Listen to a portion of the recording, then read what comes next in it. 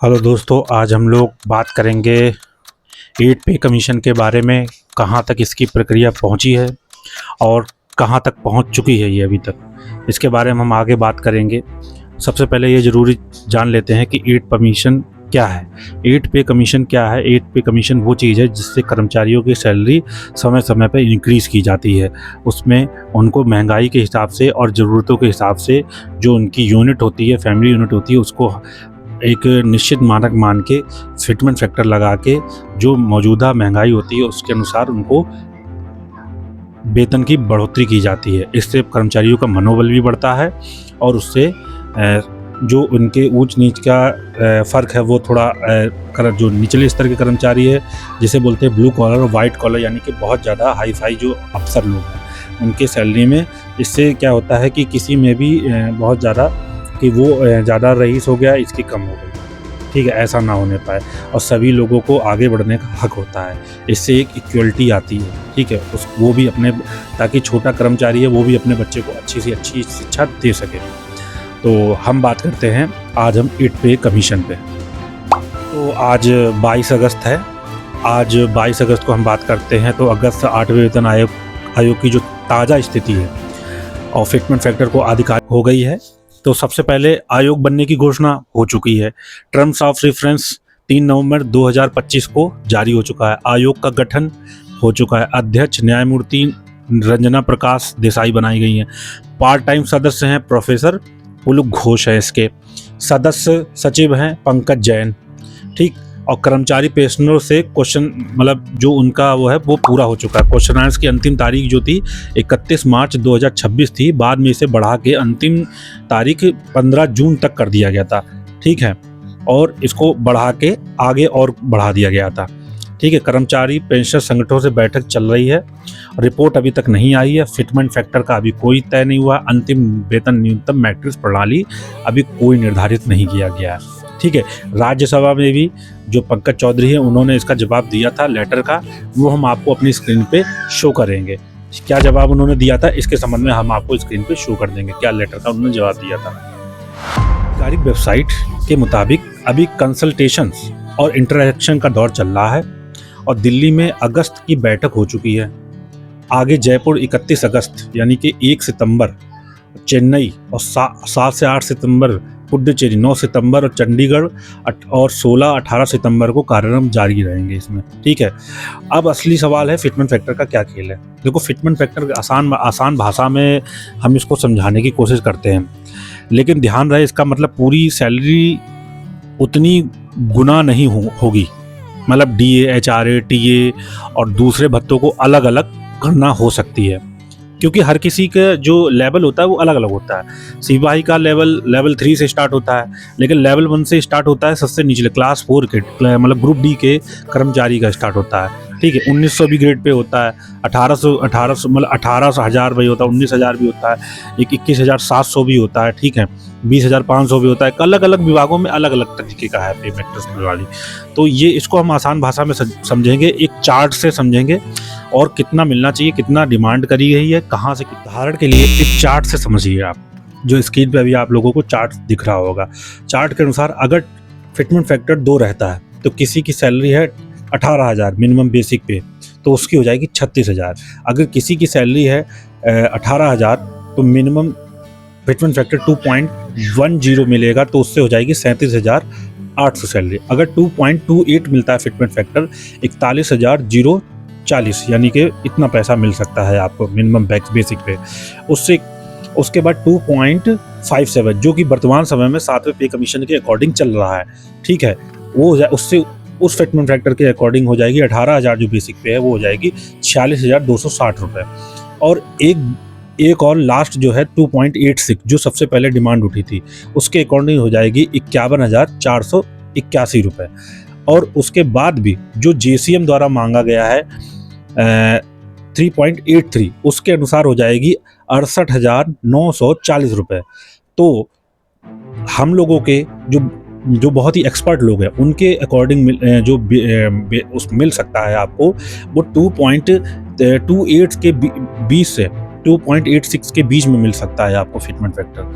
लेकिन इसे सीधे तौर पर आप इसको वो ना लीजिए कि ये सही होगा, ये एक अनुमानित है। अभी बहुत से आंकड़े बाकी आने हैं, जैसे फैमिली यूनिट की डिमांड हो रही है कि 5 किया जाए, अभी 3, ठीक है। तो हम आपको इसको आसान भाषा में इस तरीके से मैंने समझाया आपको, लेकिन इसे सीधे आपकी हाथ में आने वाली सैलरी में मत समझिए, क्योंकि ये सिर्फ एक बेसिक पे है। क्योंकि क्या होता है, जब भी ये पे कमीशन बनता है और फिटमेंट फैक्टर लगता है, तो उसमें क्या होता है कि जो डीए होता है टोटल, वो क्या नाम है, जीरो कर दिया जाता है। अभी क्या है, 60% ये चल रहा है, ठीक है। 3% और लग जाएगा, 63% हो जाएगा। जो महंगाई के एपीआई इंडेक्स के आंकड़े आए उसके अकॉर्डिंग मैं बता रहा हूँ, ठीक है। अभी हाल ही के जो एपीआई इंडेक्स के आंकड़े हैं, मैं आपको स्क्रीन पे उसको शो कर दूंगा, ठीक है। लेकिन सबसे बड़ा भ्रम यही है, 2.86 का मतलब यानी कि 186% सही है। इसलिए फिटमेंट फैक्टर अकेला पूरी सैलरी का फैसला नहीं कर सकता, ठीक है। अब इम्प्लीमेशन कब तक होगा इसका, देखो ये भी सावधानी जरूरी है। देखो, उन्होंने क्या हुआ था, नवंबर में अभी बनाया था, ठीक है। उन्होंने 18 महीने का समय मांगा था कि हम 18 महीने में इसको कंप्लीट कर देंगे। तो 18 महीने में अभी कितना महीना हो गया, नवंबर वो और ये 8, यानी कि टोटल 10 महीने हो गए हैं। यानी कि 8 महीने और बचे हैं। 8 महीने का मतलब है कि अभी जो है, यानी कि 4 ये और यानी कि अप्रैल, हो सकता है आपकी 1 जुलाई से यानी कि अगस्त की जो सैलरी आए, हो सकता है वो 2027 में, अगर 2027 में वो आपको सैलरी बढ़ के मिले। क्योंकि आप देख रहे हैं कि देश में इस समय चुनाव भी आ रहे हैं, ठीक है। 5 राज्यों के चुनाव हैं, पंजाब, अरुणाचल प्रदेश, उत्तराखंड और क्या नाम है, पुडुचेरी और उत्तर प्रदेश में चुनाव हैं, ठीक है। उत्तर प्रदेश से ही केंद्र की सत्ता गुजरती है, आपको ये सबको पता होगा, ठीक है।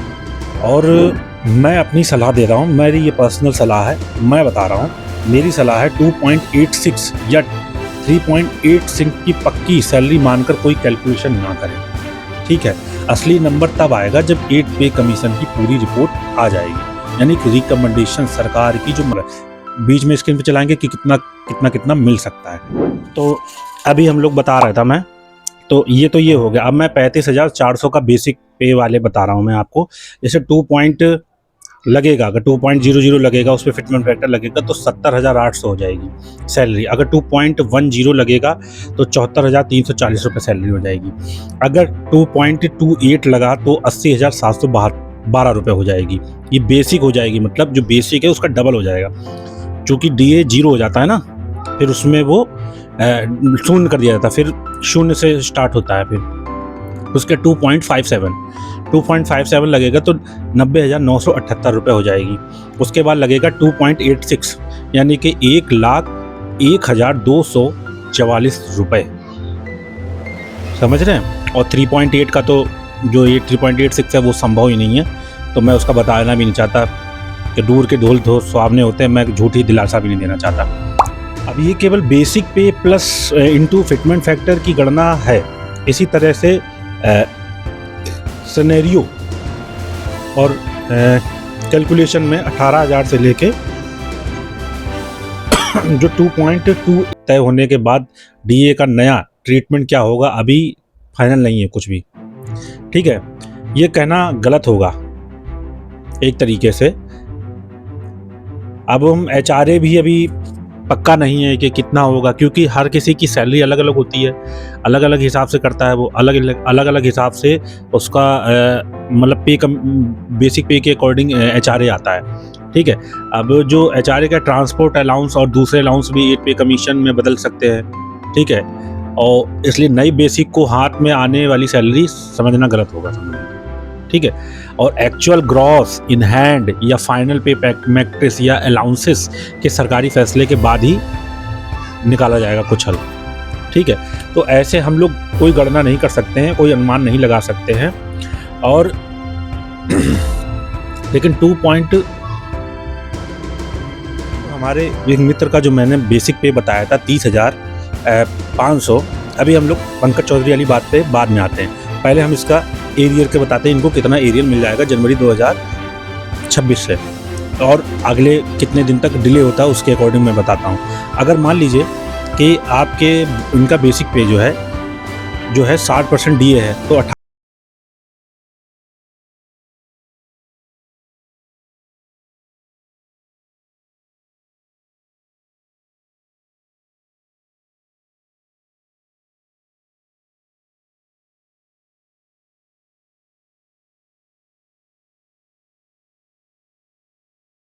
अनुमानित आंकड़े हैं। तो अगर मान लीजिए उनका बेसिक पे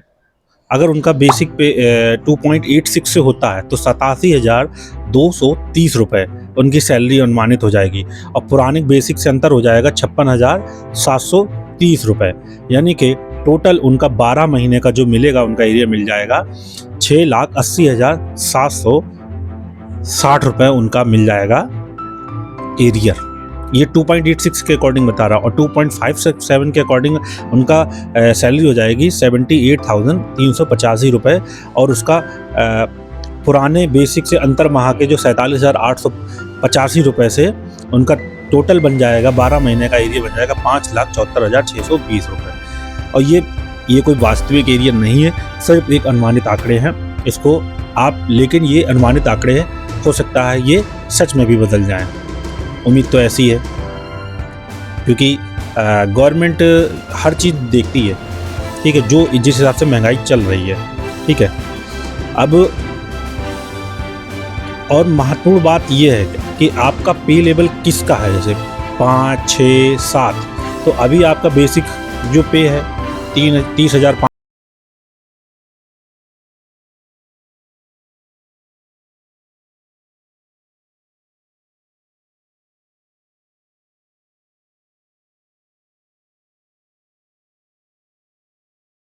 मिनिस्ट्री ऑफ फाइनेंस और डिपार्टमेंट ऑफ एक्सपेंडिचर राज्यसभा में मतलब जो प्रश्न पूछे गए थे, जो अनस्टेड क्वेश्चन जो पूछे जाते हैं, तो क्वेश्चन नंबर था उनका 1036वां, तो उसके according to be answered Thursday जुलाई 28 को जो पूछा गया था, और इन्होंने इसका आंसर दिया था, ठीक है। किसने इसका, अब किन्होंने पूछा जाता, मतलब इन्होंने क्वेश्चन क्या थे, और ये कौन से एमपी थे जिन्होंने ये पूछा था, तो ये श्री जावेद अली खान है विद मिनिस्टर ऑफ फाइनेंस, उन्होंने पूछा था, मतलब उससे विपक्ष के हैं, उन्होंने मिनिस्टर ऑफ फाइनेंस से पूछा था। तो उन्होंने पहला क्वेश्चन पूछा, the detail of number of meetings held by 8 pay central पे 8 कमीशन, ठीक है, और the detail of employees unions consult so for union wise, यानी कि सरकारी योजनाओं की सेवाओं की जानकारी। और तीसरा उन्होंने क्वेश्चन पूछा था, whether employees union have demanded to increase the number of family units from 3 to 5। मैंने बताया था ना, फैमिली यूनिट बढ़ाने की बात चल रही है, उन्होंने मतलब डिमांड चल रही है, सॉरी बात नहीं, डिमांड चल रही है, वो डिमांड कर रहे हैं ना, including parents of the employees to calculate fitment factor for 8 CPC, ठीक है। इफ सो दैट, चौथा क्वेश्चन है, इफ सो दैट डिटेल 3 ऑफ ये राज्य मंत्री हैं, minister of state, ministry of finance के, ये राज्य मंत्री होते हैं, स्वतंत्र प्रभार होता है, ठीक है। एक देखो, एक मंत्री होते हैं कैबिनेट स्तर के, एक राज्य मंत्री होते हैं जो स्वतंत्र प्रभार होते हैं, ठीक है। ये राज्यसभा से भी बनते हैं और सेंट्रल में भी, लोकसभा से भी बन सकते हैं, ऐसा नहीं है, ठीक है। कैबिनेट में सिर्फ कैबिनेट ही होते हैं, जो लोकसभा से ही, कैबिनेट के मंत्री होंगे वो लोकसभा से ही चुने जाएंगे, ठीक। तो इसका जवाब इन्होंने क्या दिया है, तो मैं आपको बताता हूं। तो पहला उन्होंने ए और डी का सबसे पहले उन्होंने आंसर दिया, the government has notified resolution date 3/11/2025 for constitution of the 8 pay central commission including its term of reference TOR, यानी कि the resolution date 3/11/2025 provide that the 8 pay central commission will devise its own produce the commission's their term of reference do not provide that the commission would keep the government updated on the progress made by it, the nature of recommendation being contemplated or on its consolation process during the courses of deliberation, ठीक है। अब इसका ई question का इन्होंने जब as per the resolution dated 3/11/2025, यानी कि 8 pay central commission will make it recommendation within 18 month of the date its constitutions, ठीक है। तो ये इसका आंसर था, और हम आपको हिंदी में भी इसका मतलब बता दे रहे हैं। तो हिंदी में इन्होंने पहला क्वेश्चन पूछा था कि मतलब जो वित्त मंत्री 8वें केंद्रीय वेतन आयोग द्वारा आयोजित बैठकों की संख्या का ब्यौरा क्या है। अब तक जिन कर्मचारी संगठनों ने विचार विमर्श किया है उनका संगठन ब्यौरा क्या है। क्या कर्मचारी संगठन ने 8वें फिटमेंट फैक्टर की गणना करने हेतु परिवार इकाइयों की संख्या को कर्मचारी के माता पिता भी शामिल करते हुए 3 से बढ़ाकर 5 करने की मांग की है। यदि हाँ तो तत्संबंधी ब्यौरा क्या है, इस पर आयोग सरकार की प्रक्रिया क्या है। आयोग द्वारा विचार और कार्यान्वयन के लिए सरकार को अपना प्रतिवेदन कब तक सौंपे जाने की वित्त राज्य मंत्री क्या जवाब देते हैं। तो क्वेश्चन नंबर का और घा का जवाब देते हैं। सरकार ने 8वें केंद्रीय आयोग के विचारार्थ विषयों TOR सहित इसके संगठन के लिए 3/11/2000 को संकल्प अधिसूचित किया है। दिनांक 3/11/2000 के संकल्प में यह प्रावधान किया गया है कि 8वें केंद्रीय वेतन आयोग अपनी स्वयं की कार्य प्रणाली तैयार करेगा। आयोग के विचारार्थ विषयों में यह प्रावधान नहीं किया गया है कि आयोग इसके द्वारा की गई प्रगति विचाराधीन सिफारिशों के स्वरूप या चर्चा के दौरान विचार अपनी प्रक्रिया से सरकार को अवगत कराता रहा है। ठीक है, दिनांक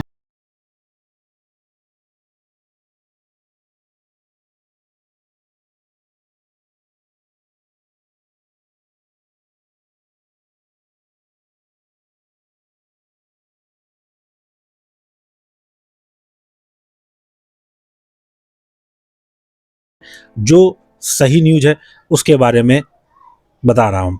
ठीक है, और मैं एक आपको स्क्रीन पे चार्ट भी बना के दिखा दूंगा जो आपको कितना क्या हो सकता है, अनुमानित क्या हो सकता है, सभी का मैं आपको बता सकता हूँ। और ये जो लेटर है उसका PDF भी मैं आपको अपने उसमें आपको डिस्क्रिप्शन सेक्शन में आपको उपलब्ध करा दूंगा। ठीक है, जो आदेश जो आया था वहाँ से, क्या नाम है, जो राज्यसभा में क्वेश्चन पूछा गया था उसका मैं बता रहा हूँ। ठीक है, ओके, धन्यवाद, जय हिंद, जय भारत।